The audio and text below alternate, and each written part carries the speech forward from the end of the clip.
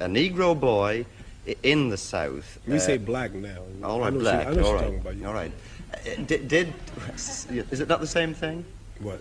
No, Negro. We are taught that all people are named after country. Chinese are named after China. Cubans are named after Cuba.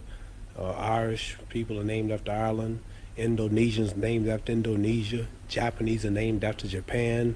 Australians are named after Australia. But there's no country named Negro. All right, then let me. You understand? I understand. You're not as dumb as you look. Let me rephrase. Do I look that dumb? No, it's okay. What I really mean is, did you? History of ourselves, the history of our true religion, our nationality, our names. See, we don't have our names, you know. I notice how proud you all are, proud of your names. See, Chinese have names like Chang Chong, Lu Qian. This is Islamic teachings. Russians have names like Kosygin or Khrushchev. You have names like O'Connor or Grady or Kennedy. And Africans have names like Lumumba, Nkrumah. And Jews got names like Weinstein and Goldberg, and Italians got names like Dundee and Benvenuti and Marciano. But we have names like Grady and Clay and Hawkins and Smith and Jones and Johnson, but we are black. These are the slave names. Yeah, this when I heard this, I knew it was the truth. It's history. So Muhammad Ali is a beautiful black name of our ancestors. So when I heard this, I just had to walk out of the church and Christianity because they never taught us our true knowledge. Then they told me how we were brainwashed in America. We see Jesus, he's white with blonde hair and blue eyes. We see the Lord's Supper, all white people. We see the angels in heaven, all white people. Woman, Miss World, a white woman. Even Tarzan, the king of the jungles in Africa, he was white. He said,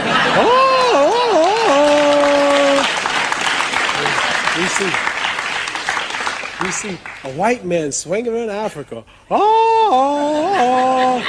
with a diaper on. He beats up all Africans and break the lion's jaw. And then the Africans been in Africa for centuries. But he can't yet talk to the animals. But Tarzan, all of a sudden, some goat raised him up and he can talk to the animals. So I'm just showing you how the black man in America has been whitewashed his mind.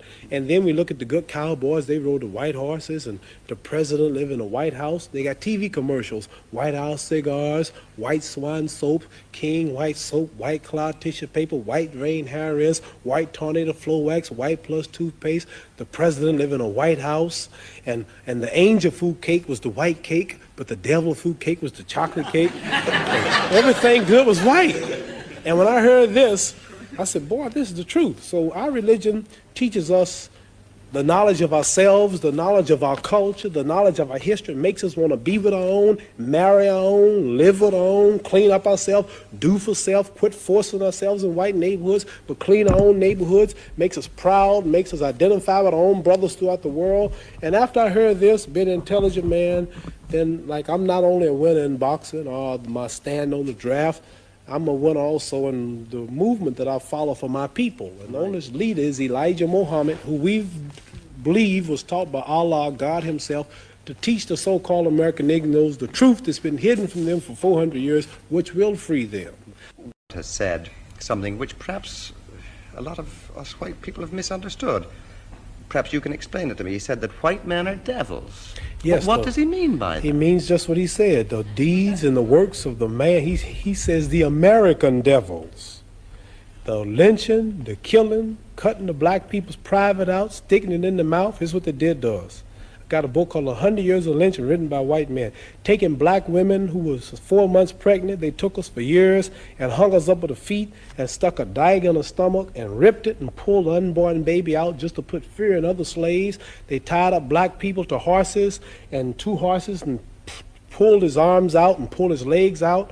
Lemonade trains with white children and white people of America used to come and watch them tie up 10 or 15 black men and pour gasoline on them and burn them, watch them burn alive. They took us and hung us up with trees and shot us with bullets. They took and cut a hand off and gave it to the little boy, and they took the leg off. And this is worse than the devil. All right, but... see, the devil, the preacher in the church taught us that the devil was up under the ground. Right.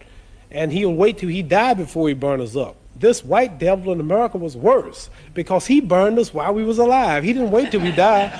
So what I'm trying to say is the deeds and the works. And I think this, if Elijah Muhammad can stand in America for 42 years before my little black self was born and say that the American white man is the devil, then the white man should get up and say you are a lie and carry him to court and say we are not the devil. Not one American, not one government official, one mayor, one senator, none of them will stand up and say that they are not devils and this man is lying. So what am I to do? Right. I believe it. Do you believe that every white man is a devil? I mean, Angelo Dundee, Harold Conrad? Angelo Dundee's Italian. He's got a lot of black blood in him. Harold Conrad's Jew. So there are exceptions. There are exceptions. No, listen. What I'm saying to you is this. I'm saying that Elijah Muhammad, our leader, teaches us this. And I believe everything he say. So it's not for me to prove that. You must remember, you have not lynched me. It wasn't the Germans that did this to us. It wasn't the white Canadians who's right on our border. He put emphasis on the American devils. He's missioned to America by God to preach the truth. So what I'm saying, let's say we got one white fellow in America who has proved that he means right. Let's say we got another one. White people have died in demonstrations for black people. Now, here's the position I'm in. Here's 10,000 whites coming to kill me. And in those 10,000, or let's say here's 10,000 rattlesnakes coming to bite me. And in those 10,000, there was 1,000 that didn't mean no harm. And I knew there was a good 1,000 snakes out there, but they all look alike. Now, what should I do? Should I keep the door open and let the 10,000 in, hoping that the 1,000 will unite and save me and one bite will kill me? Or should I just be safe and shut the door? So we have white people say, I mean right. I have a black husband. Oh, my children are black. I love everybody. I really believe you. But I'm sorry, man, there's 10 more thousand behind you that don't feel that way. I'm just sorry, but what am I going to do?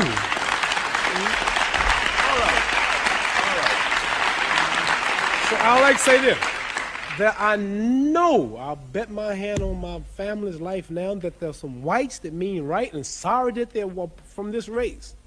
But there's so few until it don't really matter, until I can't forget all the lynching, all the depriving, all the murder, everything that's happened, because there are two that mean right. Right, but don't see, when America dropped bombs on Vietnam, she drops them. Okay. Babies, boys, when she dropped the bomb on Japan, she dropped it. They don't say some innocent, they just said war. So when a person in Belfast leave a bomb, they don't say, well, there's a kid that's innocent in here. There's an old lady, she's blind. They just, boom, throw the bomb. So what I'm saying, not because they do, we have a problem. It's black and white. And maybe there's a few voices, I mean right, but there's so many that don't. So we have to look at the problem as a whole. I want to get that plain. I know there are whites that mean right. Okay. You yourself have some little white blood in you. Yeah, what are you saying? You feel totally Negro, or do you feel black? Yeah. Well, nobody is really totally. Like Chinese are yellow, they say, but they're not really yellow. They say you white. Well, give me something white. You don't look white. Here's white. See, this is white. You're not white. You're kind of pinkish. Okay. You're not white. See, that's white. Right. So I'm not black, but I'm considered black. But as far as the blood is concerned, some people say, you talk so bad about us in America. You have white blood in you. How did I get white blood in me? Well, you know, way back 100 and something years ago, the old slave master's wife used to get tired. And he would sneak back in old Granny's shack. And old Granny had big hips, and she was pretty and had a big breasts and big legs, and she was strong. She worked all day to clean up the white lady's house, raise the white lady's babies, and the old white lady was tired and weak, and old black slave was back there all strong, and he would slip back at night and close the door, and you know what he would do? I can guess. You can guess what he would do, and then here come me, half black. See?